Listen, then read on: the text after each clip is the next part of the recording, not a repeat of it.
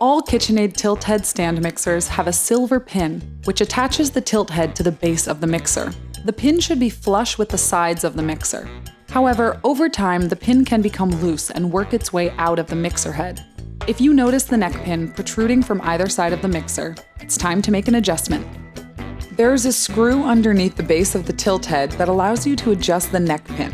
First, make sure your stand mixer is turned off and unplugged. Next, in order to see the set screw, lock the tilt head in place and gently tilt the mixer onto its side. You may want to place a towel on your work surface prior to turning it over. Be sure not to bump the speed control lever or locking mechanism. When you've located the set screw, loosen it and make sure the neck pin is flush on both sides. Then turn the set screw to the right, securing the neck pin in place. Repeat this process regularly to keep your stand mixer in great condition and avoid wear and tear.